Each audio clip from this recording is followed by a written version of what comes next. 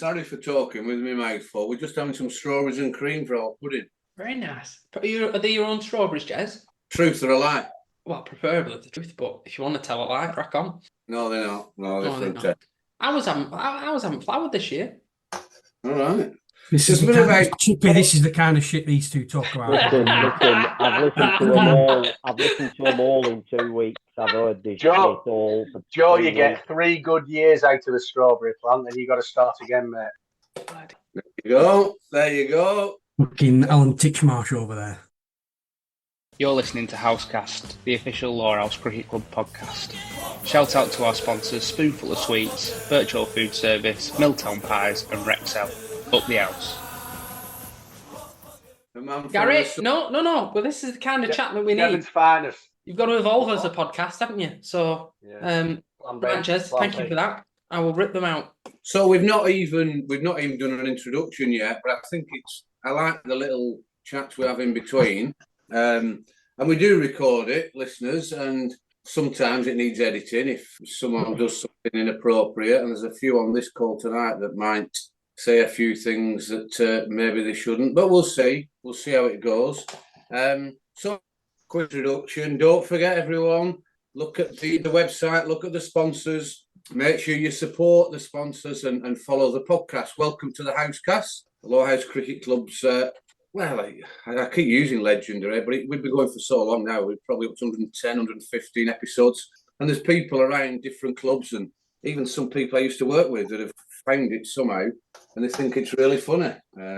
I find it quite frustrating most times, but no, we really enjoyed doing it, and this is the second one in the space of a couple of weeks, so we're well up there, and there's a few people. I don't know if it would do to give us the title "We Only Podcast When We Win In," but let's go around the room. Let's introduce the hosts who are on tonight to give us hopefully a little bit of insight into the most recent games, but also then to go on to our guests. So, first of all, Joe Martin, great win at weekend. How are you doing after that? Yeah, excellent. Really good team performance, Jez. Yeah. Everybody kind of contributed with the bat, which was good, and dug in, and then bowled and fielded really well. Tom Walker and Paddy were outstanding first up. Yeah, they were. So, it was a great performance, Joe. But we'll talk about that in detail when we get into the podcast. How are you keeping? Yeah, grand, thank you. Okay, you're coping with this weather? A bit warm at the moment for those who. This is my kind of weather, Jez. I'm a sun seeker, as people know. Right. Okay. What sort of fact have you been putting on? Do you know I don't put any sun cream on? That's daft. I just wear really big hats and long sleeve shirts. Yeah. All the time. Yeah, pretty much. Paddy says I've got the arms of a dead person. Oh well. Let's go on to our official selector, who will no doubt be taking a lot of the credit for the current form of the first team. Dooch, how you going on? Good, thank you. Good, thanks. I just echo what Joe said about Sunday's game against Darwin. Thought they were superb. Fielding, I thought, was top drawer. Held all our catches. Saw us implement a bouncer plan against one of their batters, which I don't think I've ever seen a home team do at Lowerhouse. Put a man out at deep square, bounced him and hit it straight to him, almost straight away, which I've never seen happen before. Henry took a very good catch. So, yeah, I thought the team were excellent on Sunday. Very good. Yeah, 100%, Joe. I think there are a lot of us watching from ball one right through, and it will be going through a little bit more detail, but I'm a little bit more excited about something else we've got to chat to. Gaz, thanks for joining us. Is it as nice down there as it is? It's lovely, Jez. I was just going to do a bit of housekeeping, and then events caught up with me. But I've had a letter off National Grid, right? Ages ago, I've texted it. Don't forget your electricity is going off at 9 o'clock. So here I am, 8 o'clock, bob on, ready to join in. And what do the buggers do? An hour early. So I'm on my mobile now. So if it gets a bit ropey, that's why. Right. Okay. That was funny. That I'm on my mobile. I'm on the mobile. Anyway, thanks, Gaz, for joining us on your mobile. That's really good of you. We'll come on to you. Modern technology for you, Jez. It's fantastic, isn't it, really? Well, I did start off on the PC, and Chris and all that, and then literally just as you started introducing everyone, I bombed out. You Oh, go. you're joking. Well, anyway, you're sounding good there, Gaz. It's all coming through loud and clear, and hope it is for everyone else. We've lost a co-host. Anyone know where he's gone? Would he be walking dog, maybe? He could be, yeah, or yeah, I don't know, out shopping. Anyway, for the listeners, Gav Having Shields electric is, company. He's probably switched it off up there and all. yeah, it could be. Gav Shields is coming on as well. Gav's not available as much as he used to be, but he does like to do the what day is it? Tuesday. Is Jez's Wi-Fi ropey for everybody else, or is that just Yeah. me? Yeah, he's got a Oh, lot cool. I of thought it was me. To dump a log, and then we'll be back. Yeah, Is that Jez, your right? internet's a little bit ropey because we only got a very brief piece of that last Well, let's sentence. just keep the listeners entertained. John. Jez, you just sound a bit like Norman Collier. Joe, have you told Jez what we were up to last week and where we were? Oh no, I didn't. No, I didn't get a chance. Well, go on then. Jez, me and Joe That Beneduce. should work better now. Yeah, lovely. Me and Joe Beneduce last week were in London What's Joe now? watching. This is calamitous. Have I gone? Hello? Look at that face, Joe Martin. You look so intent. What a loss of recording there, will we, if Joe dropped off? Still says it's recording at this end. Yeah, it does he? Yeah. I will see where Yeah. we get. Chippy, this doesn't normally happen. Just No for the problem. record. Listen, it's all good with me. Well- Jez, you want to hear that then? So I'll go over it again. Me and Joe Beneduce were in London watching Bruce Springsteen. We went to Wembley Stadium Well to done. watch the Boss. Fantastic. Was that impromptu or was it a planned outing? Well, we planned Booked it. independently. Bought the tickets Booked and stuff, independently. but they were not Yeah. together. But we had a lovely meal on Thursday, didn't we, Joe? Went on the We did. tube and stuff. We also saw a musical dog on the underground. There's a dog learning to play the trumpet on the underground. Right. Yeah. He's gone from What was barking to tooting in 45 minutes.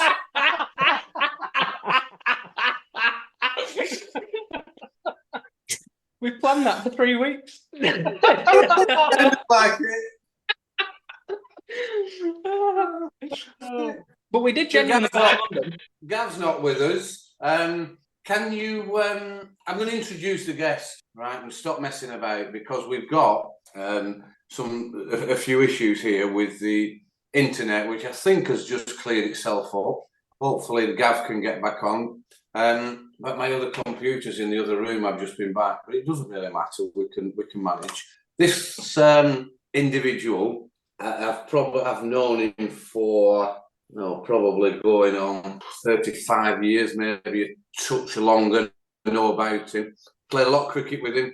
A real cricket character like there are down at Lowerhouse and other clubs. It's cricket has got these types of people in. Some fantastic times together, some really good, fun, tough times, some great cricket. He was a fantastic cricketer. And then he fell off the earth for half an hour or so, and we couldn't find him. And I tried to trace him a couple of times, knocking on doors and ringing landlines and sending letters. I just didn't get any replies. And right out of the blue, about 2 or 3 weeks ago, I got a message. I've got your number off Adam. Can you give us a call? So I did, and I stood on my drive for 45 minutes on a video call with this lad and laughed my socks off. What a character. So just welcome Andrew Chippendale. Chippy, welcome on the Housecast. Cheers, boys. Thank you. How you doing? Yeah, good. Thank you. Very good.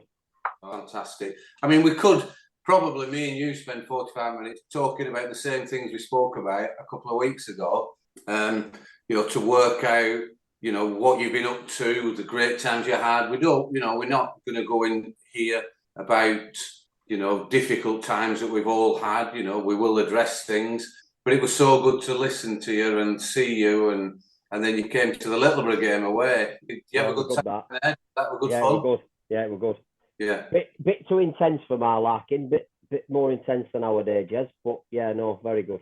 Yeah, and it was good to catch up there, and the different other spectators walking around, seeing you, and having the odd memory, Dooch and Joe Martin and Matt Stanley and whatever. You had a good game again there, I think, and like you said, they are intense at side. So it was really good to catch up.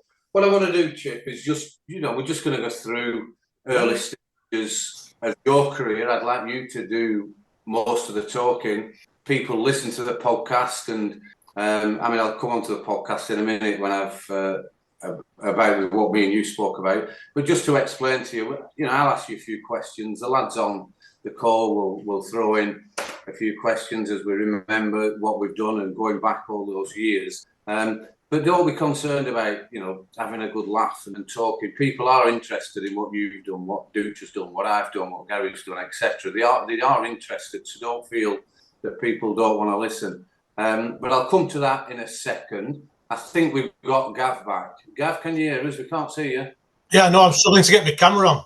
Can you hear me? Yeah, we can hear you loud and clear. It's sometimes a bad thing not having you on screen. Give us a thumbs up, Gav. Give us a thumbs up. I'm giving. Yeah, sorry, chaps. All right. What happened? PC's a shite. Oh, there we go. Hey, can you see me now? You could have made your bed. I must in back room. I must in spare room. Right, no worries. So, Gav, you've not missed a great deal. We've just gone round. So, for the listeners, Gav Shields is a great co-host. We adopted him probably halfway through the last 12 months or so when we needed a few extra ones, and it's been absolute valuable to us. A great asset, real intense getting into his cricket. So, how you going, Gav? Yeah, all right, mate. Yeah. Looking forward to this. Looking forward to catching up with Chippy. Happy days. Yeah, it'd be good. Yeah. Well, we just, I don't know if you caught that, but we're just going to talk a little bit about how Chippy started playing cricket, as a young kid. We all know he played at Burnley at that time. And then just the progression as it went through from there. We are going to talk about the Darwin game on Sunday, Gav. I know you were there. We had a catch up. We'll go into more details around it, but a great win. I think it was the performance was as good as I've seen for quite a while. Do you have a take on it? Yeah, pretty much that really. We're building such a big game in it, weren't it? And did really well to get that score on board. Point in, can we get to 180 to get to 200? Psychologically that's always great, isn't it? And then what a start in that second innings, and it just seemed to. We put him under pressure and just never took his foot off the throat. Great performance by the team, and there were a good crowd on, it were a fantastic result, absolutely superb. Bring on the Burnley. Yeah, exactly, and I'm sure we will go into that if we have time. I anticipate this could be a 3-episoder really if we get Chippy talking and we can have a good laugh at some memories. But so Chip, we'll come back to you as our guest. We had another guest lined up to come on with Chippy. We're really good mates with him, my brother Matt Hope, but unfortunately he's come down with some sort of lurgy. I don't know whether it was 28 cans of Stella on Sunday and he's still struggling, but he can't make it, he says. But we'll manage. We might get an odd guest that dips in and out, because so many people want to catch up with Chip. Chippy, what I want to do is just a big open question to you. Just tell us about your early cricketing career. We all know, your mum and dad and what they did for Lowerhouse towards the end. Just tell us how it all started at a young, whatever age you want, and how the career developed in Burnley. So, really, I started playing at school, junior school, and I just thought, quite like, look at that job behind stumps, really, with gloves on. So I'll have a bash at that, albeit just a tennis ball. But yeah, no, I went for that. So I played at junior school up at St Andrews. Against, I think we played against Stoney. I really enjoyed it. Got a couple of catch. Not even got a stumping at that early age at 10-year-old. But yeah, no, I loved it. And then I moved to Ted's, and I wasn't allowed to trial for the school team because I wasn't affiliated with the club. So unfortunately, I had to go to Burnley practice to be able to get into school team trials, because unfortunately I didn't know there was another club in Burnley, even though my grandfather and father were born on Lowerhouse Fold. So unbeknownst to me, there were only one team in Burnley. I'm sorry about that one.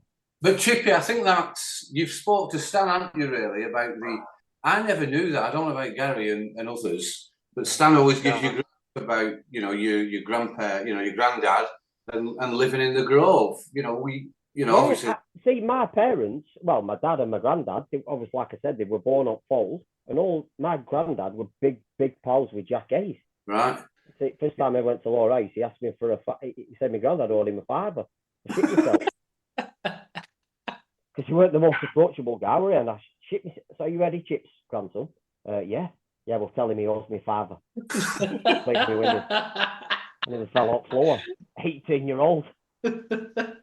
And that's Jack, innit? That's Jack. Yeah, no, absolutely. And Jack, obviously, because he were pals with my granddad, he were right as rain with me. Great guy. Absolute legend. Yeah, so that is when you've come down to Lowerhouse, obviously, not when you've played at No.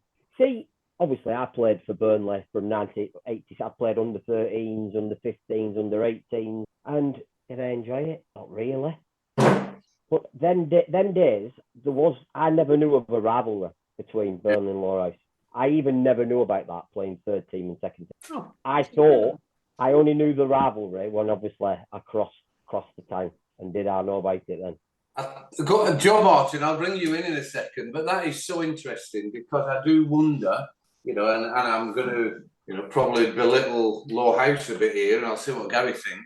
I do look back now, you know, it was all about, you know, we had to beat Burnley and we had to do this. But I'm not sure that came back from Burnley. I don't think they were that arsed about us, Gaz. Do you think that's about right? I mean, it hurts to say it.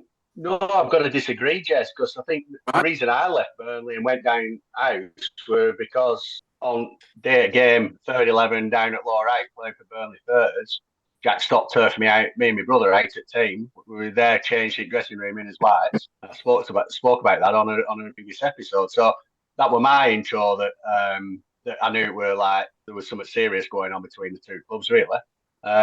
And plus, obviously, my dad had played down there, so he gave me shit when I went down netting at Burnley anyway. But just go on to the jacket, stay on the Jack Hayes thing. When he found out you were coming, he pinned me in the bar and he said, "What's this about? We're getting someone from Burnley playing down here. Is he a good un? Is he a good un?"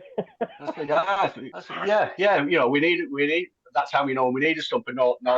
I said, but we've struck lucky here. We'll be all right. Well, he better have me because this lot won't give him 2 minutes if he's not good. So I thought, right, okay, fair enough. Right, thanks for your support, Jack. Great memory, Gaz. That is a fantastic memory. Joe Martin, you were going to say something earlier? No. But anyway, I don't mean that as a belittling Lowerhouse. It's when you're a kid. I don't think you have that. You don't have that drive, do you? You're just playing another team, and I never knew of the rivalry, even playing second team, because I used to go to school. We obviously Penneth, your Matt, Ryan. Obviously, they were older than me, but I knew them, so they were lads I knew. So it weren't. I never looked at it like they play for. I play for Burnley. Yeah. And I know you weren't, Chip. You know, you're a young kid and you've played in this. We've all been there. Parents pushing us. You know, I would imagine that the setup, you know, in what would it have been probably late 80s when you were coming through to the under 13s, you know, towards, you know, the 90s, that you would think about anything that went on in the rivalry side. But I think it's fair to say you made your debut when you were 17 for Burnley. Do you want to talk us through that and how that came about? So I'd been doing quite well at second team, and obviously I'd been involved in the charade that was Burnley selection. Now that's a separate episode, Joe. You're laughing. Oh my God! If you want to go to a club and fall out with the love of playing cricket, that was definitely the place to be, because it was just a charade, honestly. Hey, So Chippy, not all clubs have a well-run selection committee. You know, you don't know how lucky we are. People lost the jobs if I kept in first team at Burnley. People would have lost the jobs. That's how serious it was. That's pressure. So I had to. So I played at East Lancs away, and we had Sam Skeeter's pro, and they had Tony Doddermay, ex-Lowerhouse. Yeah. Oh yeah, it went all right. I was 17. I got a catch off the human mummy, Paul Blakey. Everything was good. I'm happy with my performance, and then I got shoveled back into the second team game at week after. Right. Right. So we're talking 92. He said, I don't want to kick the arse out of this really. Burnley are a great side, and history shows the trophies they've won and the leagues they've won. You're coming in. I think Andrew McLeod would have probably been stumping them, wouldn't he? Yeah. Was he Yeah. young kid, and he's a little bit older. He's a year older than me. Okay. So Andy's wicket keeping, a good lad. It's his problem. He played for Burnley, but that's by the by. You've got your chance for whatever reason, and then you're back in the second team, and that's still in the 1992 season. So talk us through the rest of that season, and then how you developed and came to come to Lowerhouse. Well, I ended up playing about 6 more times that season for first team, but believe it or not, played as a batter, which again caused absolute upheaval, because then I was a hated man by the likes of Shaky, Terry Little, because they were being dropped at seconds and I'm in first team as a batter. Whereas I could hold my own with a bat in my hand, but I'm not a batter, I'm a wicketkeeper. Yeah. But it just got far too political. So I just said, look, listen, stick me in second team. Right. And I don't know if it was that season or the season after. Yeah, it was the season after. I just played the full season in the twos, I think. Just said, look, I'll just play second team, because at the end of the season, to be honest, Jez, that was me done with it. I was done, because a young lad shouldn't have to go through that. But you're 18. You've clearly, and again we'll go on to this with the other horse. And it's difficult. It's not difficult, because I can say this to you because I know you so well. But a natural wicketkeeper, I've probably not seen a better one. And that includes the lad on this call. It includes the lad who played for Lancashire. Obviously, he was older when he came to play for us. But the way you handle the ball, the way you managed wicket keeping was fantastic. So to be stuck in the seconds at 18, what you're saying there is you were probably done with cricket. Is that correct? Would you have probably? And it's not because of that. I just thought I can't be part of this political thing where it turned the club upside down. Seriously, turned the club upside down. There were fallouts, there was selection. It was just mayhem. And I just thought, this isn't for me then. Okay, that is difficult for you. And sorry if I interrupt you there. It's difficult for you. Let's move on to some, happier times and the fact that you moved away. So just talk us through why you crossed over Centenary Way and went down Rosie Road to Lowerhouse. I'm glad you got a smile on your face, Jeff. Because I was playing at home for Burnley second team against Nelson, and there was a Burnley FC game, home game on, and 2 well-uniformed policemen walked straight towards me after I were out and said, if you don't sign for Lowerhouse, shit out of you. You're bad in that Stan, innit? Stan is a bad Yeah. And then, but I don't know if that season, I don't know if you said something to me as well. Because if you look at one of my scores, I got 50 against Lowerhouse in twos. Worst thing is Gaz got me out. But I don't know if you said something to me as well, Gaz, after that game as well. I'm sure you did. Not that we're doing a tapping up job here, but I think it didn't need much tapping up, did it, really? No, it possibly doesn't. And it was clear that it was the stars were aligned and the Absolutely, it was the right thing for me to do. Yeah, and at the right time. It was at the right time. And especially with my family being from Lowerhouse, then that's the right place for me to be. So the start of the 1994 season is your debut. Is that correct? 17th of April. Yeah. You've been to the nets. You've been to the sports and dinners. You've met us and socialised with us. What's your memory of? And I've got it in front of me, so I can show off a little bit. It's not just my memory. What can you remember about that first game? Gary Moore was captain. Talk me through 17th of April, 1994. It's not. Do you know something? I'm not really good at that, at memories. But I'm so nervous. But obviously we played a game, I think, round Easter time, where we had a bit of a bowlers versus batters. Yeah. And I ended up going on turf with Penny and Matt and that. And that was the first time they got me absolutely bladdered. So I thought, we're in for a messy, a shocker. So that was like my initiation, weren't it? Fill me bag for a £5. Yeah. Just that you can't just throw that one line in, Chip, and then not give a. So we went to McDonald's before we went on the turf, and just the character that I am, Matt ordered his food, Penny ordered his food, Proc orders his, and she looked at me, and I just thought I need to make a statement. So I just said, "Fill me bag for a £5," and she did. I had all sorts of, because that was back, I had an apple pie, I had this, I had another in my bag, just fill my bag for £5. And Matt Oak, we just bent double laughing. And I thought, I'm at right place here. Yeah. Oh, brilliant. And then, so you're right there. I can't remember. I hope Gary, I'll give Gary a bit of notice, see if he can remember. We always had, for the listeners' benefit, back then, we would always have a sportsman's dinner that was organised by the players, and it kept the club afloat. I'm not blowing trumpets of Tony Woodworth or other people who ran it, but it kept the club afloat. And that season we had Craig Light as a professional, a young South African. No one knew a great deal about him. He looked a bit like a robot, a little Arnold Schwarzenegger, really proper African lad. We played a couple of friendlies. Can you remember, Gaz, the sportsman dinner? Who was there? Who spoke that year? Can't, Jez, to be honest. Can't remember many of those events beyond middle at night, but middle of the evening. Sorry. No, but we would have them, say, the end of March, early April. Then we'd have some friendlies. It would introduce the pro. There's some classic one-liners from other pros that were there. And then we turn up playing Rami at home. And again, I'm not relying on memory. I've got it on the laptop here. Lowerhouse, we won the toss against a Rami side. And you look at that side that's there. You know, they're all top-class players. Ian Bell, Brian Taylor, Steve Dearden, Robert Haynes Pro, Jack Simpson, Dentith, Radcliffe. You know, some top players. And we beat them. And it's Chippy's debut. And I think the only person I wanted to catch out that day were Brian Taylor. And you did? Yeah, I got it. Yeah, Matt Oak caught Chippendale. So they got 1-9-2. And I do remember this game for some reason, you know, quite vividly. And then Craig went out and got 122 in 133 balls.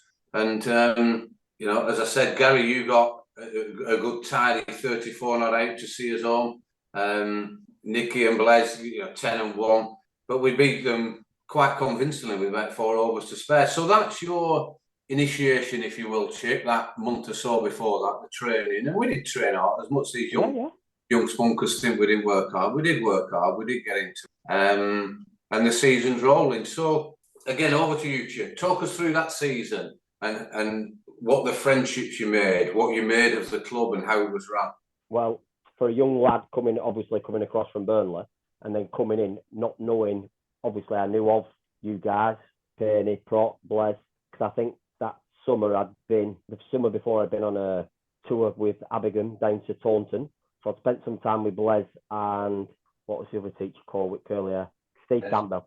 Steve Campbell, yeah. Steve Campbell. So I kind of got to know Blaise then, but for a young lad coming across that divide, I couldn't have been made more welcome with Strad. It were amazing. And I knew that season, tough initiation, because I don't think Craig Light was a bowler. No, he darted it, didn't it? Yeah, and it was difficult. So it was a tough learning curve, I think. But I think I did all right. I think I had some decent batting performances that season as well. Yeah, you did. You did far better than all right, Chip, because it was, you know, that, and this is no disrespect, and you know, obviously Higgett goes down legendary status, and the other stumpers that have played for us previously, you know, Chris Scott, and then we've got Nicky, Charlie, Frank, other people who've filled in, but it is so difficult to play with, you know, not a regular stumper. So you did fantastically well, Chip. So we'll get that out there. So next game we trot away and we win again. Yeah, I can't remember. I can't remember that season, mate. It's only because I've got him in front of me, really, Chip. And I know did we win the first 3? I think at least first 3, second bottom. Yeah, I think we finished won first 3. I think lost next 3, won 7, and I think we lost 13 on trot. Not that it's scarred me for life. Yeah. Let's be honest. The pro shut off early doors, really. Well, what do you mean he shut off? He shut off. No, he shut off. He shut off. Oh, he shut off. Oh, I was going to say he shut off his relationship with Gary Bradley. I don't think he. I'm not sure he was just that Chip. I think he was quite young. He was a lovely fella, I think, Gary. It's fair to say. I think he was a nice enough chap and could obviously play, but I think he switched off a little bit and he enjoyed the Burnley nightlife. So was that your first season as captain? Yeah, it was. I think with Craig, as he ended up with not bad end of season stats with that, but he was getting 30s, 40s. He probably ended up averaging 40 odd or something like that over the season. You'd say, well, that's not too, but he won't. I'd rather him get a duck and a 90 following week and a duck and a 90. Because that 90 would probably win us, put us in box seat and win us a good game with all this time we had.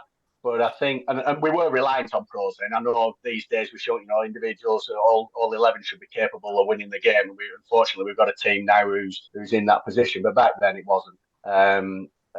So yeah, he was fairly consistent, but I think that big score in that first game almost, well, this is easy, and he just. Whereas if he'd have struggled for a couple, I don't know, maybe he'd have dug in a bit more and we'd have got a bit more out of him. But yeah, getting on his wavelength was an art that I don't think if I had another 3 seasons at him, I'd ever get there. No, I think as well, your relationship between your pro, especially if he's bowling, and your keeper's vitally important. And I don't think they spoke to me. No, I can't remember one conversation, just me and him. I just can't. No. That's because I was young. It was definitely, his favourite song was like "What's the Frequency, Kenneth?" Because he was just out there. Yeah. Was he a boozer? You mentioned the nightlife. Was he a boozer, Craig? I would say was what happened was we had, crikey, I used to play football with a lad called Gary Bradley, the goalkeeper, and he was a great lad, a proper nightclub. He was always wanting to be out late. He wasn't a boozer like some of us would be. It's all about having pints before you go. But Craig latched onto him, and he ended up being out with him till all hours in different clubs, doing different things. Yeah. And party animal. Yeah, party animal, and he loved being over here. South African, probably not anything like it. The clubs and the pubs and everything. I mean, just 2 stories. When he had I think it was Gary Bradley who ended up with his car with Craig in it on the 17th green at Glenview one night.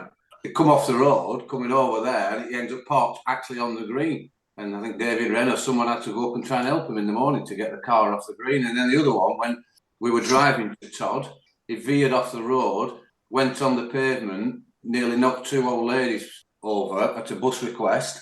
And when we asked him, why have you done that? There was a traffic cop with a speed gun on the road, and he thought someone was trying to shoot him. I thought that were a wind-up. No. I mean, he was a good lad and good memories about him, but it was tough for Gary as well at that stage. And I do think that was, I don't know, we might get a bit too deep into it, and I don't want to do that, but that was probably start of Gary's era of, we're going to get more serious, we're going to train, and if people don't come with us, then they might get left out. And we've done that to death on the podcast. Gary swapped the water in the showers to gas, and that's proper done to death. Joe Martin, what's your thoughts around when you go back all those years? So 1994, I was 6 months old. So I can't quite remember it. But I think my question to you and Gary is, obviously we'd had, Chris Scott who'd kept wicket, and Iggy had kept wicket for a really long time, and Scotty was a great wicket keeper, as was Iggy. But having a good wicket keeper in your team is really important, regardless of where you are in the table. What difference do you think it made, not just that season, but I guess as you go through Chippy's career, having someone who is completely dependable and competent and excellent behind the stumps? How did that alter your, well, not alter, but how did it make your captaincy, and how did it make your play, I guess? Well, obviously, first season, we'd already signed Craig, I think, at that point, maybe. So I don't think it was a material factor. And like Chippy says, he wasn't a bowler. But thereafter, it allowed Dave Wren to, because I think, to be fair to Chippy, you look at his stats and sort of pro-rata games, and I'm willing to bet stumpings are as good a total as anyone without really analysing. Craig Light flags for a couple of seasons. Corey, Yarra, that spinning, against spinners all the time, we wouldn't have been able to, or we'd have been taking a larger risk signing, spinning bowling professionals, if we didn't have a a good wicket keeper. That's full stop.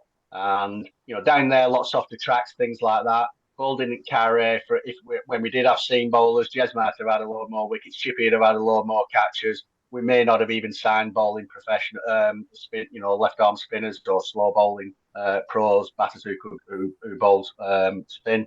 So it could have totally changed the outlook in terms of the professionals we did go for at that time. And definitely, we knew we got a keeper who was up there with the Jack Simpsons in the league, the Chappies, all those sort of people who were consistently good. You could really rely on them. Very rarely did they have a bad game. We knew we could wind Chippy up if he dropped an absolute screamer down leg side, etc. Because it very rarely happened.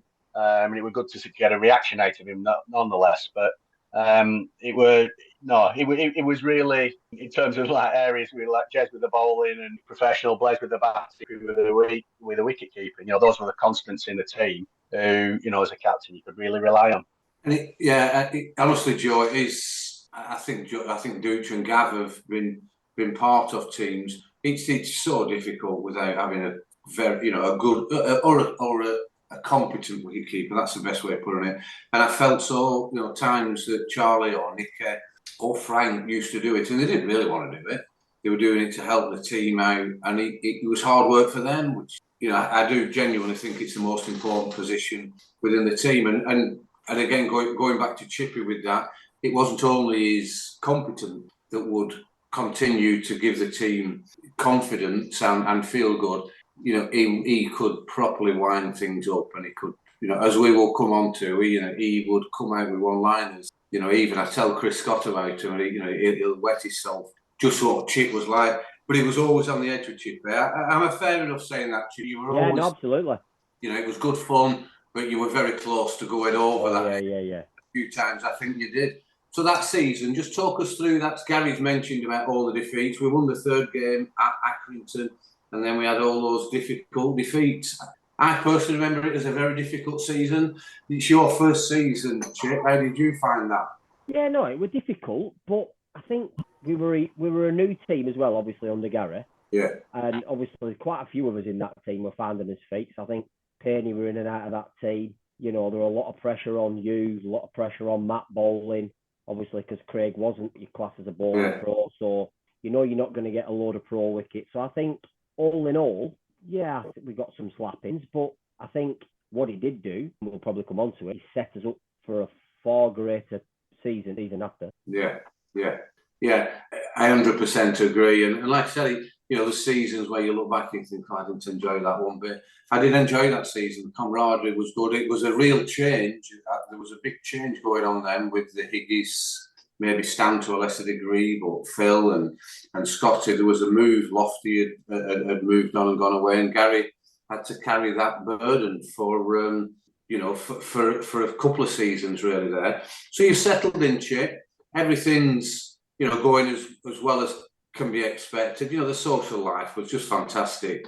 The banter, I'm quite a bit older than you, but we still had good nights. We had good fun. Is there anything that sticks in your mind around that first couple of years you were with us? It was absolute carnage, weren't it? Really, absolute carnage. I mean, I can't even remember what it would have been that bad taste, with vice versa. I can't even remember. Dressed up as all sorts. Yeah, it was just madness.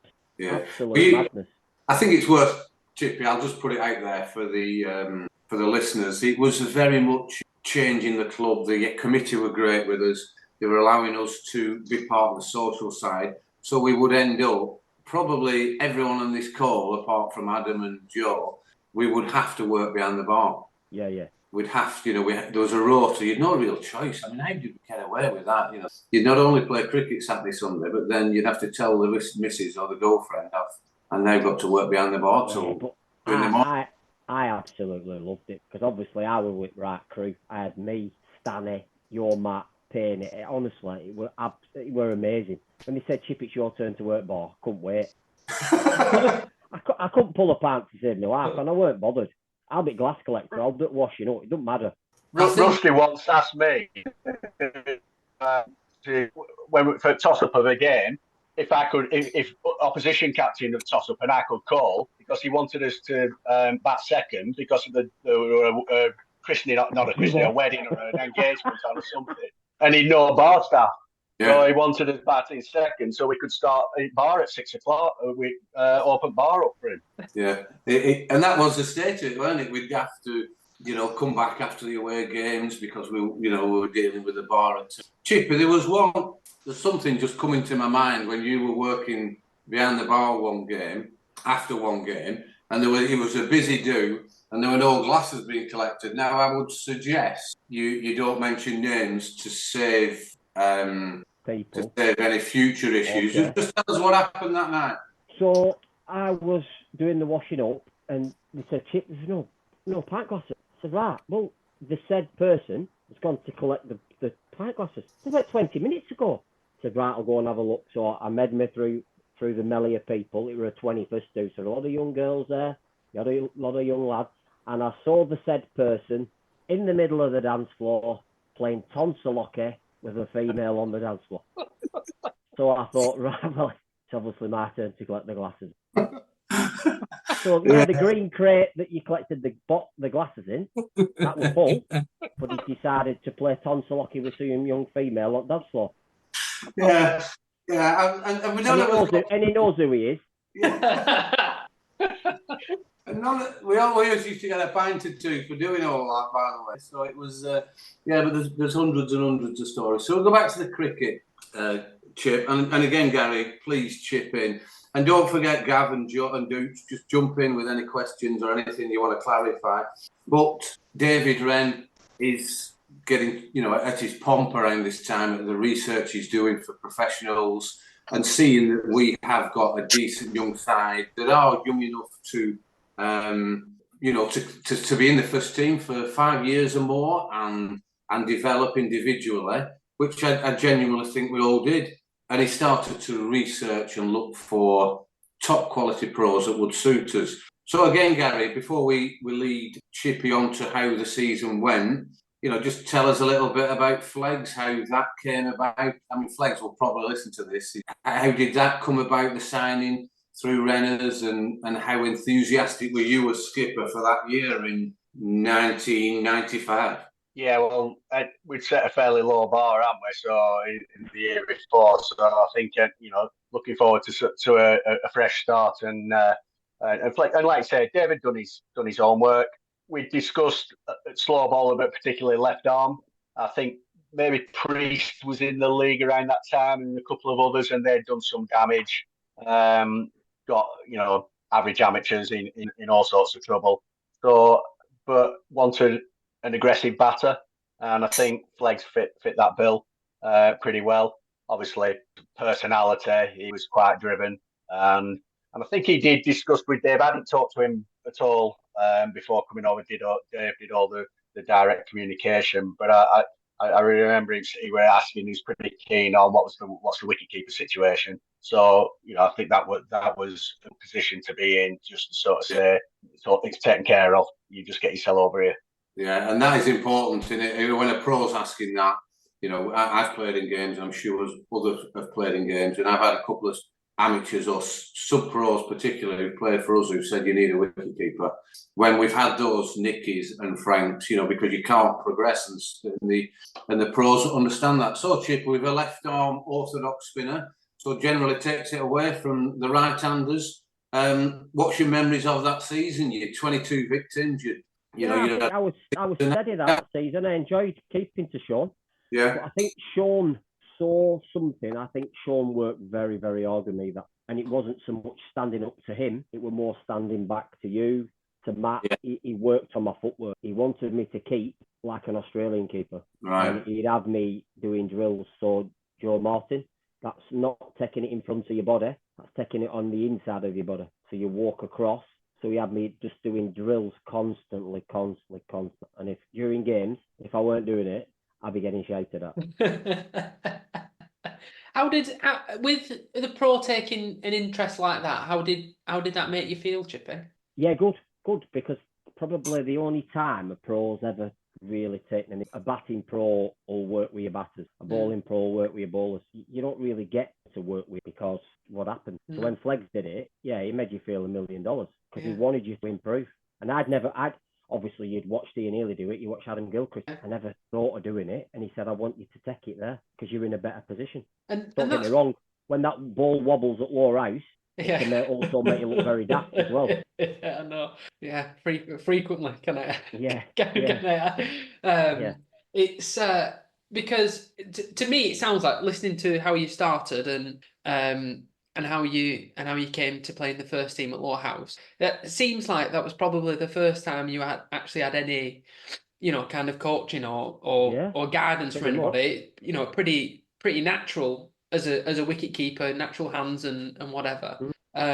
So to get into that position and then be able to move on even further is quite brilliant. The only other person that did anything with me were Bush, and I heard the Bush right. one. So Bush used to do some Lancashire coaching, and the only other person is Bush whacking. I can remember him whacking a tennis ball at me. Right. On school in Colmsware with a tennis racket, and there were 5 keepers at Lancashire trials. Yeah. And he just walloping tennis balls at you. I think that's the only other coaching I've ever had. I'm sure Bush were drunk probably anyway. I mean, it must. I mean, that's, as you say. It must make you. When you get that attention, which typically, I mean, when you get that attention, it makes a difference, and then you take that into a game, don't you? It makes you feel fantastic when you're keeping in a game as well. So that's fantastic. And I were lucky that season. So I don't know if Gaz and Jez remember that. Were it Ken Smalley that was chairman then? What were Ken then? Gaz, in yours when we had Flex? I don't think I think it was Dave. I think Dave was only chairman. Do you remember when Ken Smalley sorted out the wicket keeping masterclass at Rishton with Bob Taylor? Chippy, how do you remember that? Yeah, bloody hell. Bob Taylor were one, and Gaz, I got told about that at a barbecue at your house when we had all this team round at your house, and Ken Smalley must have rung you and said, I'm trying to get hold of Chippy, and we want him to go to the keeping masterclass with Bob Taylor, and there was me, Vinny Hansen, young lad from Azzy, and I can't, it's like 3 hours with Bob Taylor. Joe, he was one of my heroes growing up. Yeah, so it's like, that was fantastic. That was and phenomenal. it's that when you think back, they're great memories, that Chip, because obviously Ken's long gone now, and him and David were very good friends, and David took over from Ken Smalley as the chair, and then Ken carried on with, and it's just come back to me that he created that for you and for other people. And I know what you said, Chip, going back to Flegs, it's rare, and I can't remember that happening, and he probably did it quietly, but Flegs was very big into, he adored Charlie. He really thought the world of Charlie and brought him on a lot. So that's, that's so good to hear. When you look at, that season again, Colin Miller's in the league, and again, we've won the first 2 or 3 games, I think, but we finished 6th that year, and we've, we're literally 3 or 4 points behind finishing 4th. You've got 22 victims, Chip. You're now getting, you're 20, getting up towards 21. I genuinely thought at that time, and it'd be interesting to see what Joe, Dooch, and Gav think around that period, because you'd have all been pushing and playing. You would have been in seconds, wouldn't you? Then at that time, you two, yeah. Yeah, so it would be interesting to see what you two think around that period, because I genuinely felt, and I don't know why, we've probably spoken about this in a different podcast, that we were going to move on then, and I was going to, maybe finish and retire, and we were going to start winning things at the end of before 2000. Can you remember that period, Gav? What year was that again, sorry? 95 were Flegs. 94 was the first year when Chippy played. 95 were Flegs. We finished 6th in a good position. Benedicci were in second team before me, but 95-ish, been in around second team in that, it was the players who were in and around, the players who were getting dropped from the first team into the second team. Again, I think we've talked about this before, but because, like you say, you'd started to win games in the first team, and and the competition for places, there were people coming down to the second team wanting to score runs to get back in, and again, as a young lad, you were thinking, bloody hell, if I'm fed up of batting 8 and 9, I'm going to have to try and, if I want to bat in front of John Prock or someone like that, or Penney, if Penney had been left out, you think, bloody hell, they're slapping it everywhere and making it look easy in second team, getting 70, 80 odd, we're getting 10 with back of his bat. Well, so it went through the club, they're my memories. But like I said, Benedicci were in second team before me, and Charlie and Johnny Russell. But that's my memories from it. And it does. It's a little bit like the setup now, isn't it? You know, once you get those senior players that are competing, getting scores, but then having a bad trot, they go in the seconds will improve. You know, you would have been in the seconds then. Were you getting a sniff at the first team at all in '95, or were you still a bit young then? No, my memories of that sort of time, it seemed a million miles away. Yeah. You know, I'd not really been around Lowerhouse as a kid, so I'd not really watched any first team cricket. You know, I played in the thirds and then played in the seconds. So of course the seconds played on the same day as the first team. So if we weren't playing, you know, the first team weren't playing. So I didn't get to watch any first team cricket. It's just like you just picked up the vibe around the club. But it seemed to me, my memory of it was miles away. We were never going to get it first team. They were miles better players than we were, and we were maybe never going to get it in the first team. That's how it felt to me at that time. Yeah, and I suppose that is a measure of, you know, I did think you know, my personal view is I did think we were going places around that period. So we beat Burnley at home, Chip, and we got beat away against Burnley. Any other memories around games around that season before we move on? No, not really. I just know that season we changed as a team. Yeah.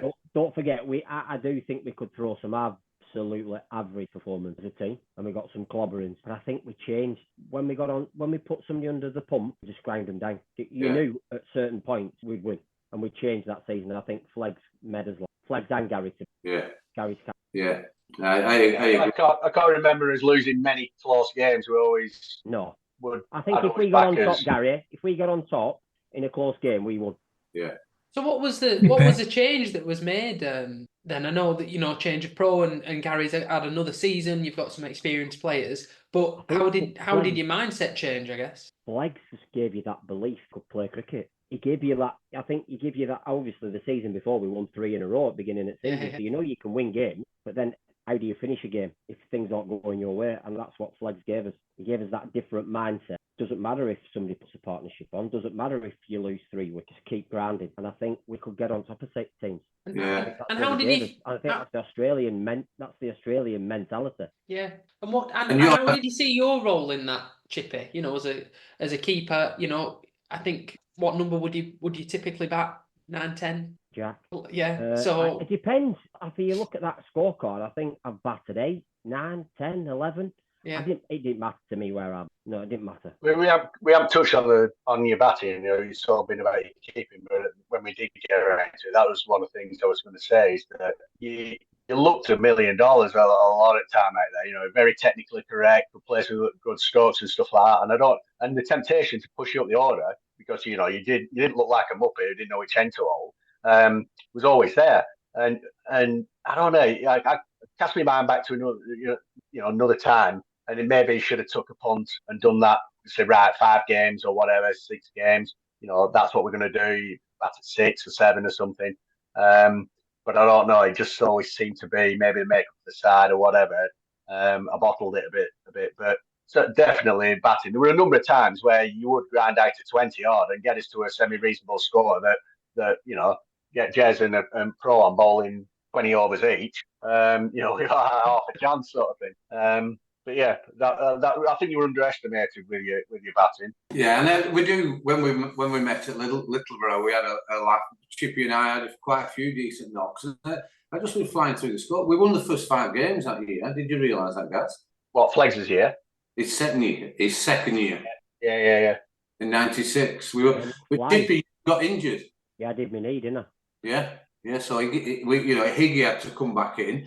But again, a lot of those games are really tight, close games. And just going on from what Chippy says, Joe, Fleggs had that mentality of what Dan spoke about at the last podcast of, you know, working things out, being a team, that we will battle with this, we'll work out how we can win it. And there were some real close games that we really shouldn't have won, but because of the team spirit. And that's not a slight on what went on before, you know, with the era before us, but I don't think they had that. I think it was very much it's East Lancs or Hasley or Burnley, we're getting beat here, let's walk away from it. So how much of that season did you miss, Chip? I'm just flying through, I'm down to June.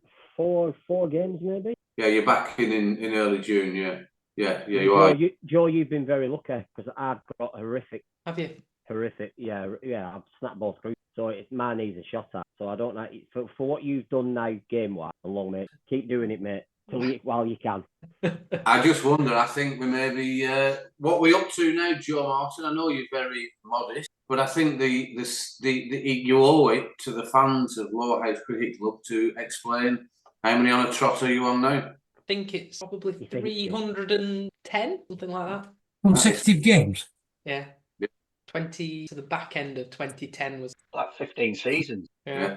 Imagine if you had a social life. I mean, that was good. That's what I was about to say. That's what I was going to say. I mean, it's a real show of my of the amount of things that I do, isn't it? Chippy, can I just ask you one thing? Of course you can.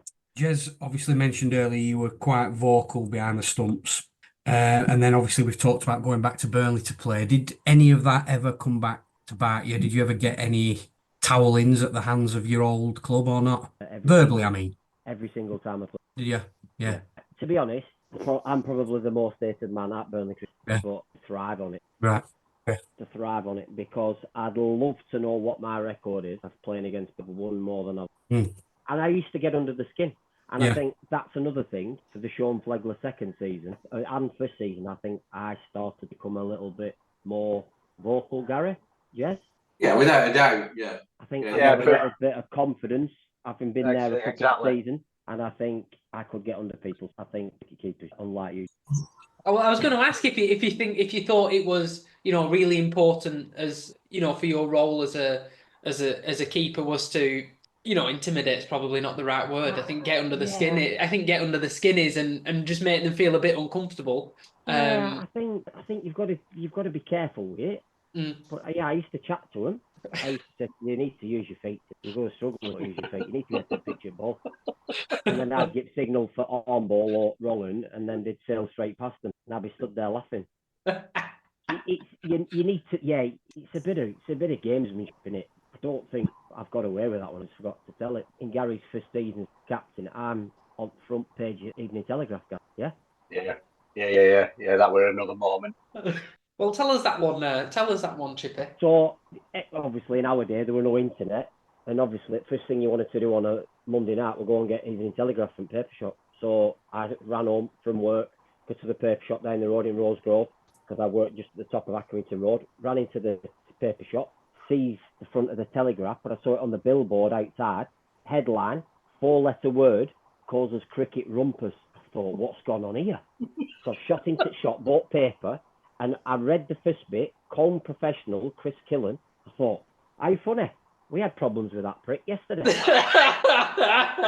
So started reading the paper, Lowerhouse wicketkeeper. I think, what has gone on here? So I thought, I need to get home quick. Too late. My dad had already got paper. You better sit down. And I had to plead my ignorance because our friend that hasn't turned up this evening because he's ill sold me right down the river. Because I'd have showed him where the changing rooms were, and Matt gave him the biggest volley of abuse you'll ever hear in your life. And I copped for it. Oh, so it wasn't even you who said it?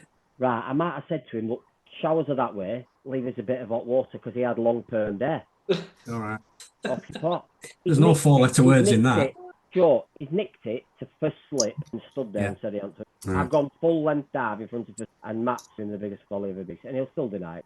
I think that brings us on. That brings us on to a good segue as to where Gary's taken the team.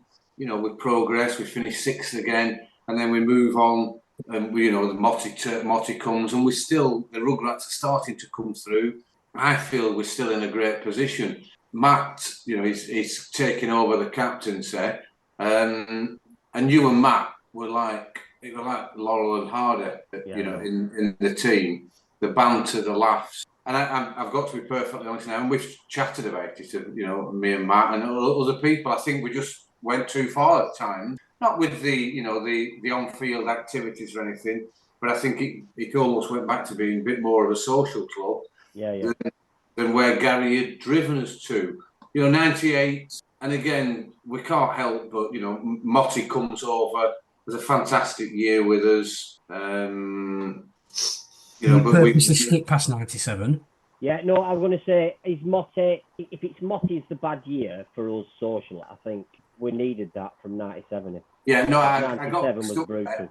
I was thinking of going from Flegs into the 97 season, which we've done to death on all these podcasts, but people absolutely love it, Chip. So, and again, for the benefit of the listeners, when I'm stood outside in my front garden on a video call with this idiot, and he's in Loughborough now, he's telling me, but then he's telling me he's living in Poland and he's flitting from Poland, Costa Rica to Loughborough, and we're having a good catch up. We started talking about the laughs, really. You know, we've got over the sadness, the Corrie, and I mentioned to Chip, we do the podcast and it's really good fun. You will have heard of that.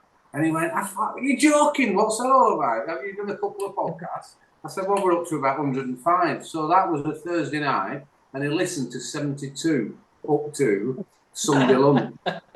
Sunday at Littleborough, yeah? Yeah. And he's texting me, well, I didn't understand that happened. I can't remember when Matt did that. And whoever said that is lying through the teeth, that one thing. And that person that was snogging out dance floor were actually so and so. Yeah. So Chippy gets into the podcast, and you can see, Chip, that, you know, there are some serious subjects there. We have a laugh and a joke, and that's what it's about. But people do like to try and understand and listen to that season. So as a wicketkeeper, What season are we talking about, Jess? 97, when Corrie came over. Right, okay. You know, you were stood there seeing his, you know, the best bowler I've ever seen as a left arm spinner. You give us your take on the start of that season, how it progressed, and then what happened ultimately in the end. Just tell us your version.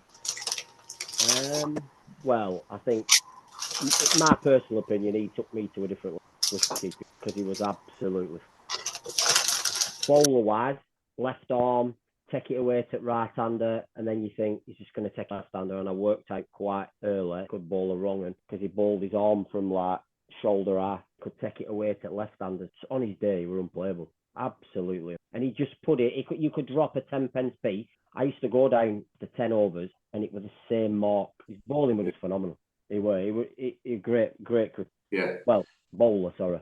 Yeah, and it was. I mean, there's 3 or 4 tales that I've been told over the last week that I will prompt you to please to tell everyone.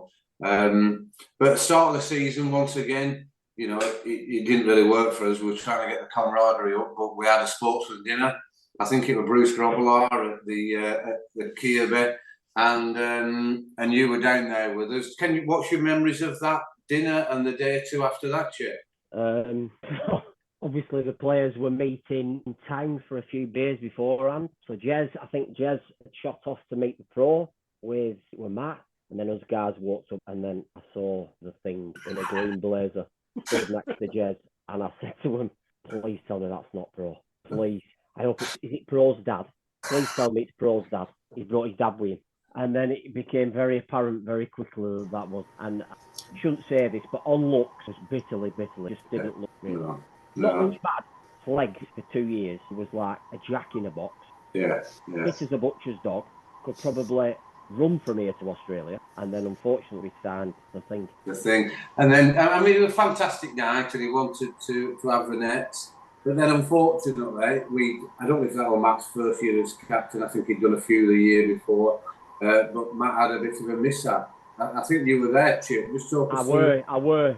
So on the way home, we were going up to Sunderland the day after to Mickey Gein's wedding. And I was stopping at the famous Prince Street.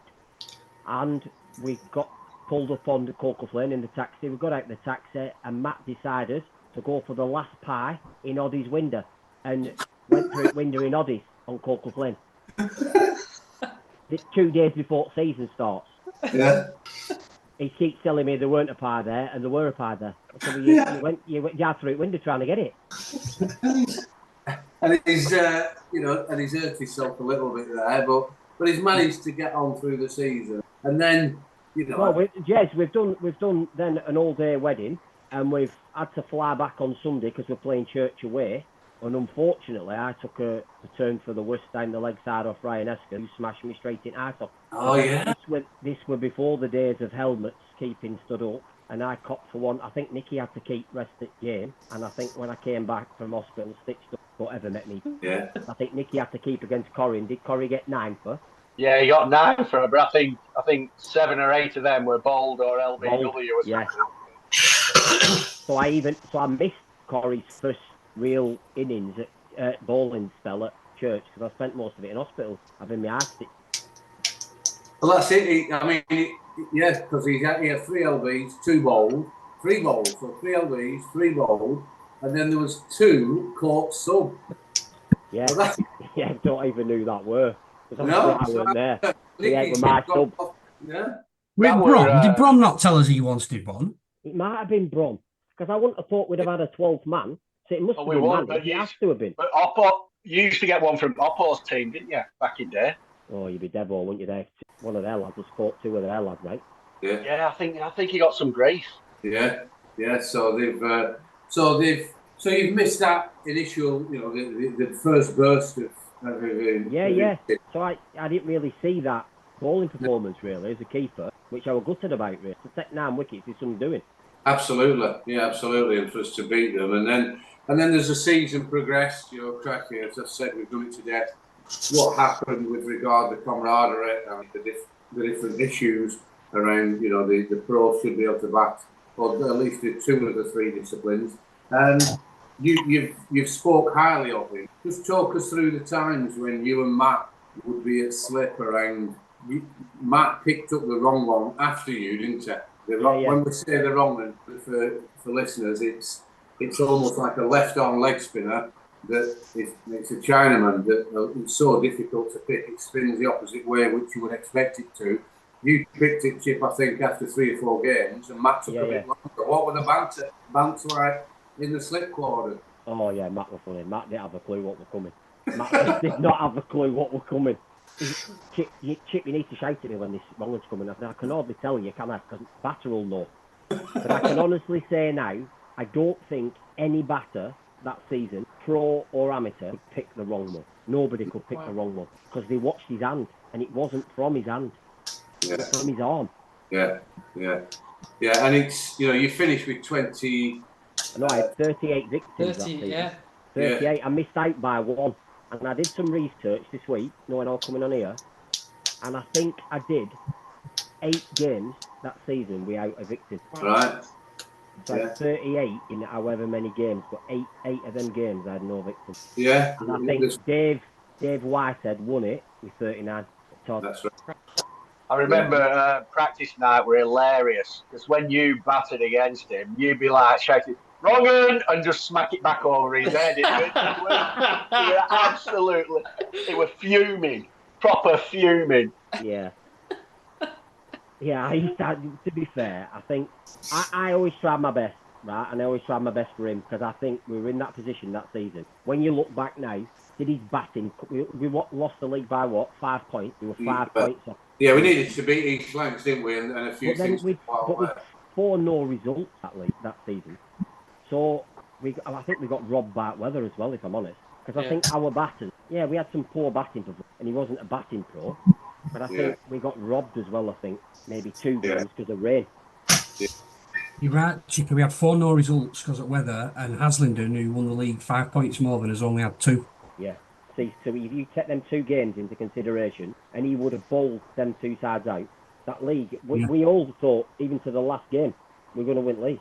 Yeah. Yeah, we did. To the last game, didn't it? I played the last game with a broken knuckle because Matt said, you need to play. You have to play. Yeah. And I broke my knuckle. Yeah. And I said, and then, and again, so then we move on. I still think we're progressing, but that did technically set us back a little bit. And then Motti came over in 98 and we finished 10th, which was so disappointing really with the side we had. I don't know if that knocked the stuffing out of us, but that's cricket, isn't it? You've got to keep up and you've got to keep improving. I think we had some good performances of that season though, Jess, because we got to the semi-final at Intertoto Cup. Yeah. I still think we were progressing. I do.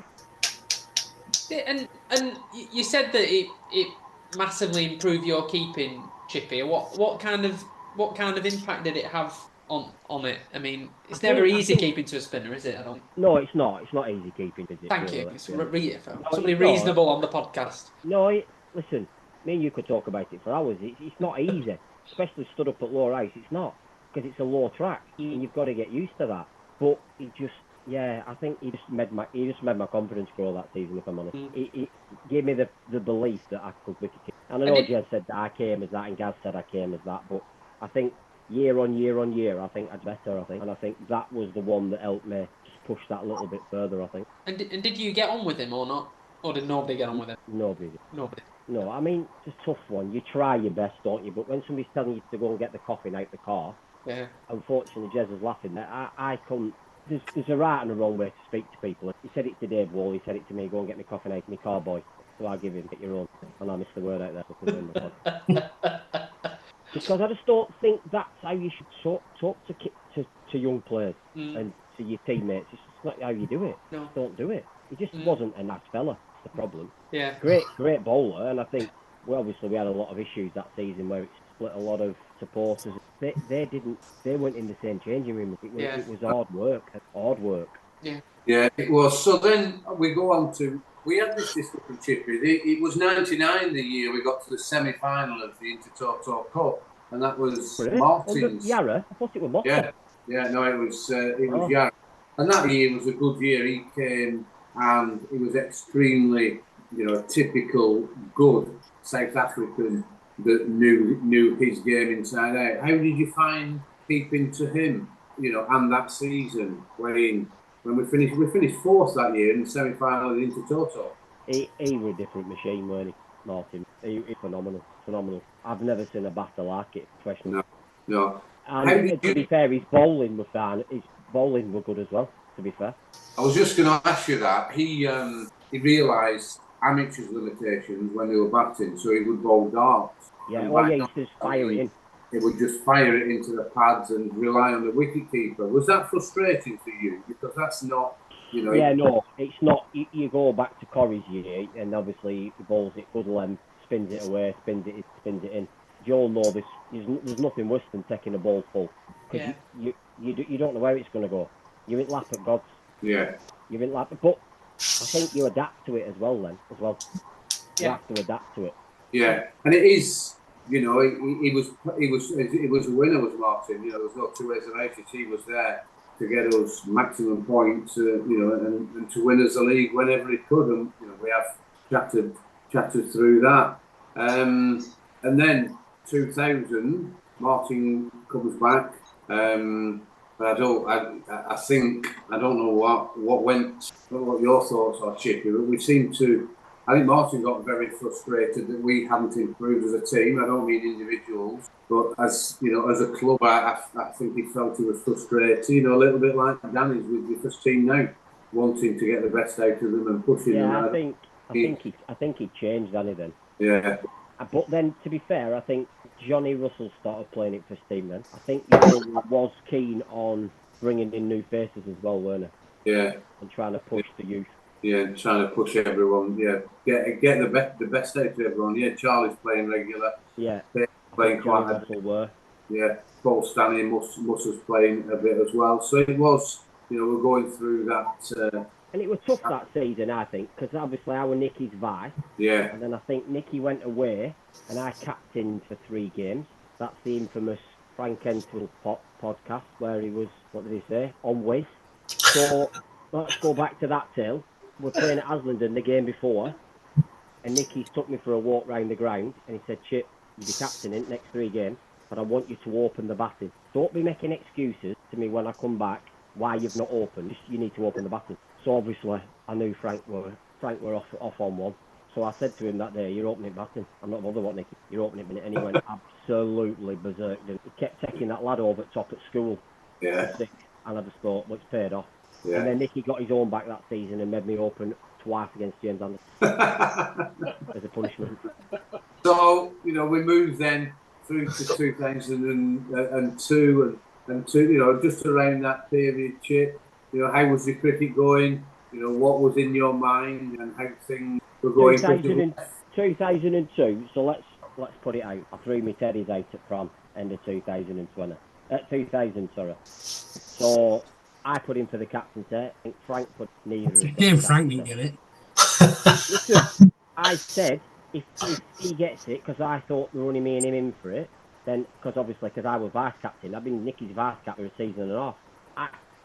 Were I captain material, I've no idea. My record is played 3, won 3, captain for Lowerhouse. 100% Jez, you know what I mean? Exactly, get in, mate. But if that's the club's way, and that's I'm big enough and ugly enough now to admit I threw my toys out, and I didn't leave Lowerhouse at the end of 2000 to go and play for another team.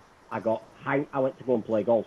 At the time, Jack had been born that year, so it was a tough year, and yeah, I was upset, bitterly disappointed. Maybe in hindsight now, I wish Jez you'd have come round to my house and chit out to me, and then maybe I'd have seen sense. But I didn't. Things happen for a Yeah, reason. no, absolutely. And then I ended up wanting to play golf, and then got blagged off Johnny Harvey to go and play at back, and I just didn't enjoy it at all. Was that the same year? Was that 2001 that you went to play? That's 2000. I played 2001, sorry, Yeah. and a few games in 2002. I came back to Lowerhouse in 2000, and I should have just put my big boy pants on and rung Matt up and just said, I've made a mistake. And I wanted to. Did they give it to Matt? Is that when they give it to Matt? That's when Matt got it, yeah. Right, And Matt rang me and said, look, I want you to be my vice, but like the big baby that I am, yeah, I just kind of. So when you moved to Baxton, Chippy, what was different? Because obviously, you'd enjoyed you'd enjoyed the seasons playing for Lowerhouse, hadn't you? You know, brilliant set of lads. And Listen, Joe, Lowerhouse for my family, it's more than a cricket club. And I've listened to so many people on these past say this, and it's true. It's not a cricket club, it's family. And I let a lot of people, and it's not something I rest easy about. It's not. It is what it is. Like Jess said, things happen, we move on from it. And I came back because I needed to for my own sanity. Yeah. But to go to Baxter, to not want to play golf, and not get that opportunity to play golf, because Johnny Harvey's blagging me. But just not the same level of cricket, and that's no disrespect to him. No. But you've got Johnny Harvey that wants to bowl 70 mile an hour. He stood up to wicket and bowl it block hole, and another guy called Mark Cumberbatch who played minor county who did exactly the same. That's not my idea of fun, Joe. I don't know about you. Not when you stood up. No, definitely not. Bowling it block hole constantly start. And to be honest, I probably, for the games that I played, I don't know how many I played, but I probably only kept 10% of them because I just didn't want to do it. Just ended up short leg or doing whatever. If anything, I was trying to do a bit more batting really than anything else. Right. Chip, we've obviously had this conversation, and I've said to you, you don't need to talk about things like that. That's not what the podcast's about. But I do get the impression over the last couple of weeks that it does assist it, that it has maybe helped you a little bit in saying what you've said and meeting these other people.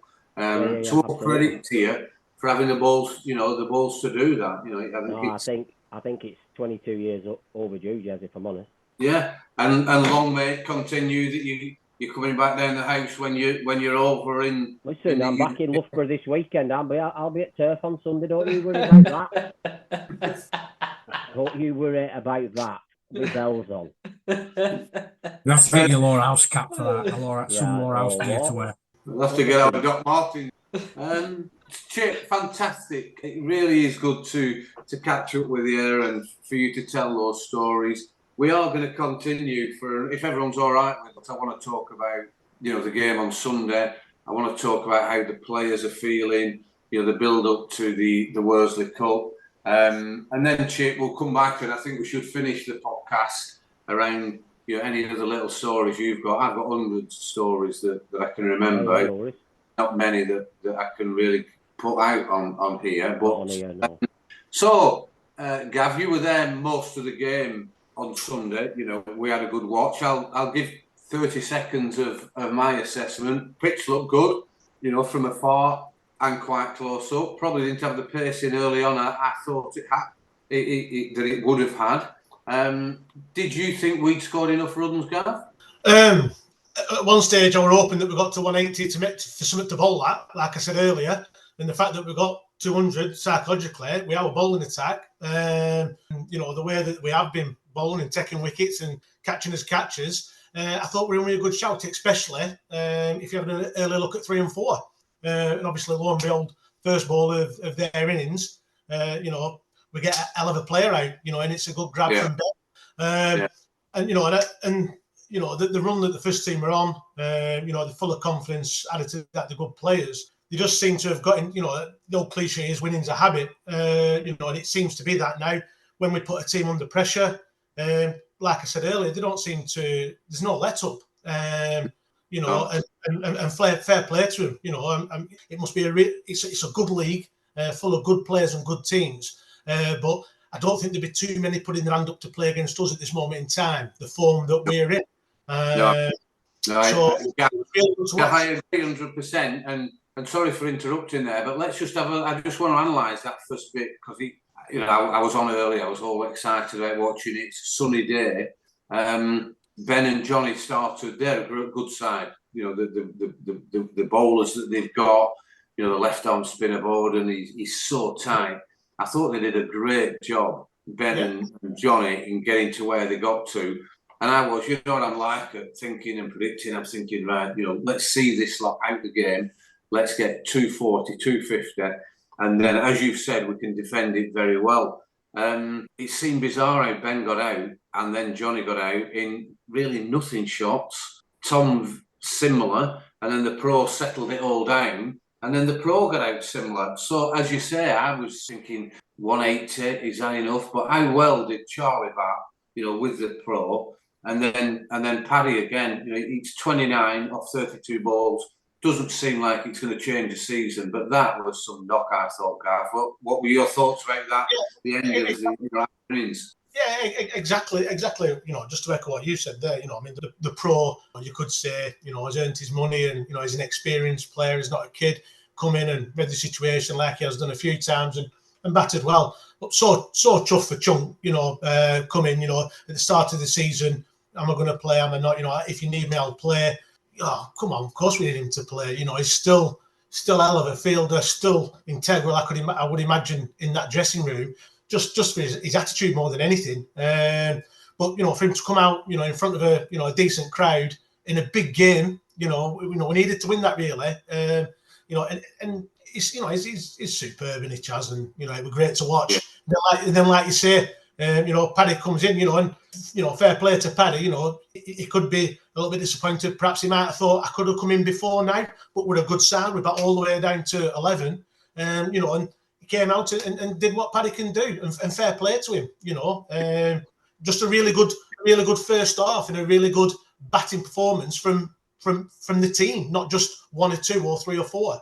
You know, they batted all the way down, and like I say, it got us to a decent total. You know, and the boys did well. I didn't.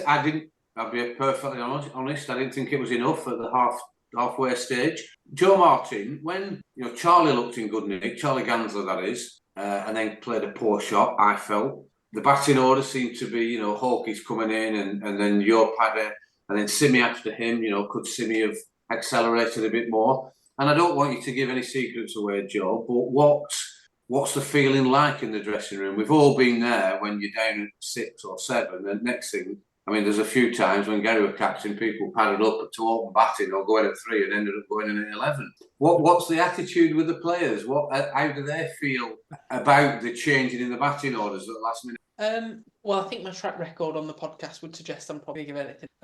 So as a result, it's fundamentally it's a team game, right? And decisions are made not personally, but because you're trying to win a game. So whatever Ben and Stanley and Dan and the other, you know, senior players in the team think, they are, you know, putting batters in to try and move the game forward, and try and be positive around that. And sometimes, you know, no one ever gets decisions right 100% of, but they're made for the right reason. And yeah, I mean, but when you look at the order, you could argue lots of different configurations of them, right? Because, you know, everybody in that team has a 50. You know, some people batting down the order have had 500, and therefore, you know, they could bat anywhere. So you know, if you wanted to, you could swap Simi and Hawkey and do something slightly different. You could swap Charlie Gansler and Paddy, or even move the whole order around, and you'd still get a good output. So everybody's just trying to work towards winning games of cricket rather than personal. And it is, I mean, that is a really good answer, because you didn't properly sit on the fence, but you weren't going to give all sorts of weight, and it worked, so we can't, I certainly would never criticise Ben, even if it didn't work. But I think the point I was trying to make is that there's times, and we've probably all been there, where you were expecting to bat a little bit higher and you're going a little bit lower, and because of either you're sulking or because you're fed up with one of your players, you're not performing like you do. But the way Paddy, manipulated the strike, the way you helped him out, Simi helped him out, a great deal. He's got us past that 180 all out with 5 overs to go to, a big 200. Dooch, I'll come to you in a minute. Just regard that score. As I said, I completely got it wrong. I wasn't sure it was going to be enough. They're pro come back with some good amateurs. What were your thoughts at half time? Actually, with you, Jez, I wasn't sure that we got enough, just because of how our innings had gone. We kept sort of getting into a good position and then losing 2 or 3 wickets quickly. Some of the wickets weren't great shots, as you said earlier. I just thought we kept giving ourselves a chance to really put the hammer down and then not taking it. But you don't really know from sitting on the side. You can't really tell what the pitch is doing. The pitch looked fine to me. But speaking to Paul in the second innings, he'd said that the lads had said it was pretty dry and difficult to get going on. And the lads were confident at half time. He felt that that if as long as they didn't get completely pro'd, that they were in a very strong position, and that's exactly how it turned out. But like you, Jez, at half time, I wasn't sure. I was just looking at some of our dismissals and some of the way that the innings have panned out. I wasn't sure if we got enough. No, and it is, that it could be extremely frustrating. It could have been one of them games that they get off to a flyer. The pro looks settled. He just decides, well, I'm going to get 85 out and we'll win this. I don't know, Gaz, did you watch much of it on the stream? It probably looked good with the sun shining and a lush outfield and a white track. Did you watch much of it? Caught the last 15 overs, maybe of ours, 12 overs. So I'd obviously seen the card, but didn't really see what had gone before. How we got to that point looked a bit disjointed, doesn't it, from the card? It's stop-start. But you can never trust that entirely. He looked, he did bat well. He never looked flustered, took calculated risks, some good shots. I mean, you look at that again. We said it right from the start. Strong side this year, all the way down. Confidence is running through the team. Everybody trusts each other. It looks really good. And then obviously they turn around the back. They've lost 1 game all season. So I guess if we'd have got 250, you'd still say we've got to have to play pretty well, given the top at league and they've lost 1 game to do it. But yeah, that's the first ball, Paddy again.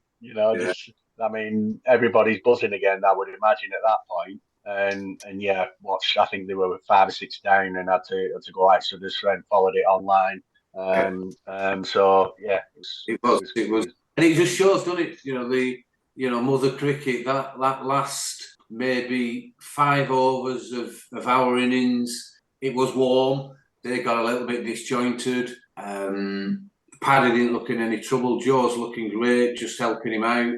And then they lose the wicket straight away. It just shows, you play 100 overs of cricket and maybe 35 balls can change it completely. So Joe might have updated his stats as well, his bat first stats. I don't know. See whether that's it's on trend or not. Yeah, massively. Yeah. Bat first, win the game. I know. How many's he won now? How many tosses now? Has Ben won? It's quite a lot on the trot, isn't it? He's top tosser. Yeah. Apparently he is. Yeah. So the plan, Joe Martin, it clearly was extremely successful. I'd just like to talk to you about. Paddy's doing such a great job of the opening the ball, and for an off spinner, all right, it's nice and dry. You can grip it and do it properly, but it's a brand new ball. People maybe are going to start attacking him. He's proved himself over the last, season after season, but certainly with this new ploy of opening the bowling with it. First of all, talk me through what that was like, but also it shows again, and I know England talk about this a lot, an extra 5-10 miles an hour of pace, even at that level, Tom Walker was outstanding at the way he came in and bowled at the outset. What was the plan for that for both of them, and what was it like seeing it directly behind the stumps? Don't really know what the plans are, but they are. With Paddy, he bowls about round the wicket really tight. And the thing is about, I think, spinners is that you don't have to turn it massively, but if you turn it enough, it puts enough doubt in a batter's mind. So with a new ball, it's not easy. But he's done extremely well this year, as he has done for probably if you look at his stats for the past 10 years, maybe they're remarkable. So really excellent. And he's bowling well. Tom Walker, I think, Stanley was right. The pitch was dry, but it was hard, and Tom managed to get a lot of pace and carry out of it. And when I was keeping, could tell that little bit of extra pace made a difference. The ball was still rising as I was catching. Stood back and relatively far back. Not quite Ryan Harris, but fast enough. And then I made Chippy stand up in front of Ryan Harris, I think. Joe, I stood up to Ryan Harris. Yeah, I know. And I thought, has he lost the plot, this lad, or what? Chippy, can you stand up? Sorry. It's not like standing up to Paul Stanley or Jez or Matt or Proc. Can you stand up at 90 mile an hour away at church? Sorry. Better get me helmet then, eh? Honest to God.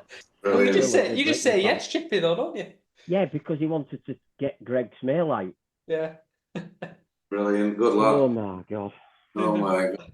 What the one point Dooch brought this up at the start of this, and I don't know if anyone else saw it. And so they're 3 wickets down, so Davis is out.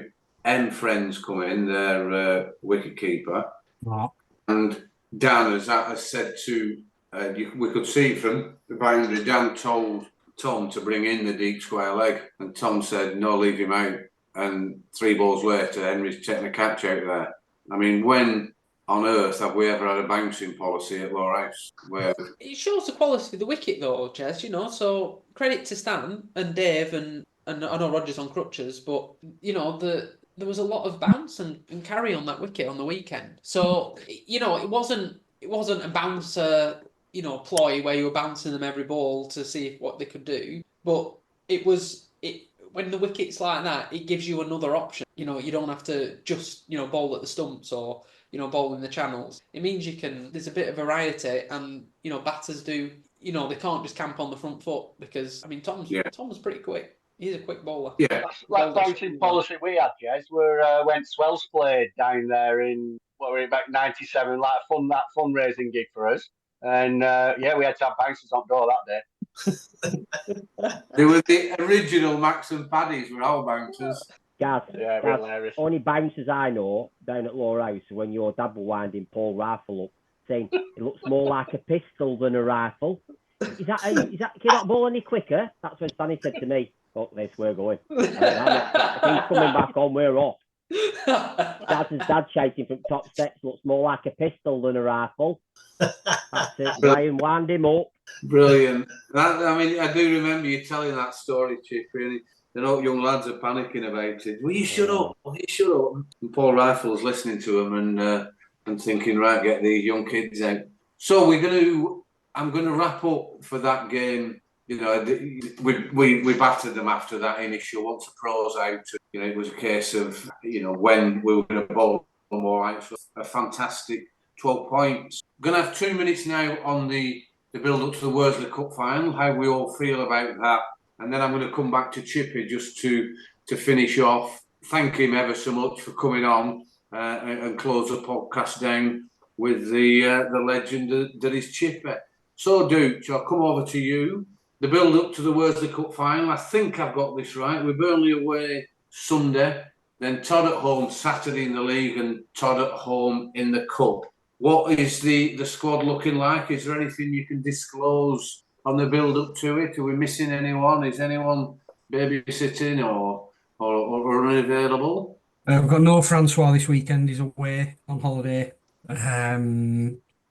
So he'll come back to be available for selection for Cup final weekend, which is always an interesting one. Yeah. That'll be a chat that we have to have next week. Yeah. how are the lads, as far as the selection side goes? Ben's doing, he's just getting better and better as he matures as a cricketer. He's a well-established, obviously well-respected player. Any nerves, anything happening on the build-up to it that you're He's been concerned there, about? done it now, and he in cup finals, he's an old pro. He's captained a few of them now. He's just a regular occurrence for him, isn't it? I don't know how many cup finals. I think this will be his fourth as captain, I think. Right. Which is remarkable, really. He's probably been captain for 6 seasons, and he's been in 4 Wales the cup finals. But yeah, all something I good. I wanted to think ask, everything's progressing in the right direction. I think. That's something I wanted to ask you. This will be Ben's 6th cup final. Same for Charlie. I wonder how anybody's played in quite a lot of finals, isn't it? That. Yeah. Burnley went through that spell, didn't they? Getting to the final every 2004. year when they were. Yeah, there's 4 of them, isn't there? Yeah, I think they got to 4 on the trot, didn't they? And then, and you go back to Asland and East Lancs, they used to just fight them off. But maybe it's something you could research in your spare time, Joe, and see if you can find the answers for us. As far as the final, I want to come to you, Joe Martin, next with the build up to it and any. It's not great having a big pause like this when I can't think of the word. Any superstitions? Anything's going to change on the build up to it? How are the players going to be on the night before in the morning? Are you stopping in a hotel together or? No. I'll be honest, Jez. I've not really thought about it because we have a very big game, so therefore we're front and centre on that, and then we'll see where we get. But if you can't enjoy it, then what's the point in playing? So you're just short of saying we take every game as it comes? Well, if you wanted to reduce it to that, yes, I can. The next game's the most important, all that sort of shit. Certainly. Well, the next one is the most important one, isn't it? Exactly, Chip. Thank you. So, Gav, finals day. You're not aware? Are you on the game? Yeah, I'm on. Yeah.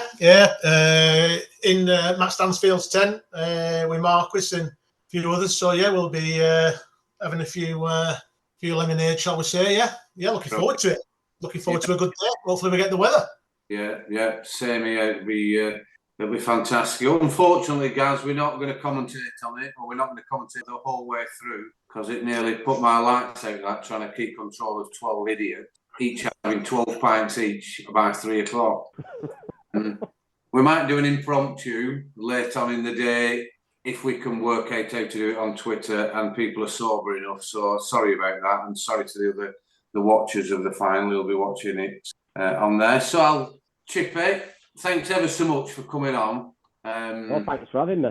I know it has been tough, and you've got through. And I don't want to use the word issues, problems, demons, all that sort of shite. But you've done the right thing in reaching out to us and wanting to catch up and wanting to chat about them old times, because there's the funny stories that we can have. So great. So thanks ever so much for coming on. Is there anything you want to put to us? Anything you want to say?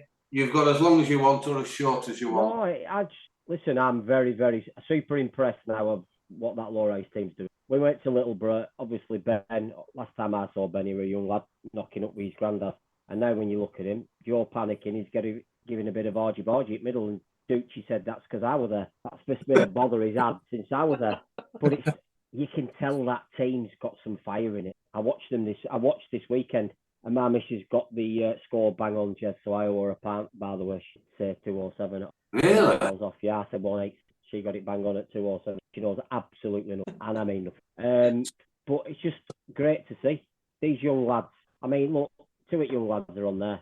They're my young lads, Ducci and Gav, the numpties, the young lads. They made part of my life down there. It were amazing. I used to love playing with these. But I just need to bring Gav up on something that he brought up in one of his about his dad umpiring. Oh, yeah, you were keeping, weren't you? No, I weren't. You know? I was captain. All right. And your dad said to me, "You know how I Gav bowls, don't you?" And I went, "No, Dave, I didn't know." He went, yeah, he's a decent bowler. Next thing, you've got 5 for, and your dad's given them all out. Damn straight. Week after, I asked him to umpire again. Week after, Chip. Our Gav bowls, does he? I thought he was just about to know his cheek. He bowls a bit. I tell you what, if your dad can't back you, who else can, eh? Bloody hell. Duke, I just need to say, do you know when you put 10 quid on Matt Marquis? Yeah. What does Jez's missus call it? Collection box gate. All climb on. All climb on. And you said you'll have 10 quid on Matt Marquis. Well, I'll have 100 quid on Matt Marquis, please. Don't forget what Jez said. Jez said he had some evidence coming that were 20 odd years old. Yeah, I'll have 100 quid on Matt Marquis, please. I'll tell you what, there better be some apologies kicking around, I'll tell you. I got battered for 25 years because of that. Other than that, Jez, no, it's been an absolute pleasure. And obviously, I'll be there on Sunday to watch against Burnley with bells on. And I'll be on the Worsley Cup final, Gav. So we'll have a catch up and I'll buy you a pint, mate. And you, Gav, more ice if you're there. Look forward to it, mate. Good man, you're not there, Good Gav, man. are you? No, I'm away, mate. I'll be in Flam. Well, I'm around this year for a bit, probably for a couple of games at season. If you're down, let me know, and I've got your number now, and so we'll catch up for a pint. I'll definitely be up again a couple of times before end of season, and I'll let you know. All right, mate. Brilliant. Thanks, everyone. Thanks everyone. Guys. Thank you. Contributions. Chippy, it's been an absolute pleasure having you on. It's probably going to be 2 episodes this. It's gone on for a couple of hours, but I've enjoyed every second. So thanks, listeners. Don't forget to subscribe and support the club and support the sponsors. And until next time, thank you. Jez, can I have a final word? Can I join the 100 club, please? Oh yeah, we've got 1 or 2. Have you any spare numbers? Yeah, we've got awesome. Get me 100 club. Spare numbers. We'll get you in it. Right, nice one. I think mine's spare, Chippy. All right. Right, nice one.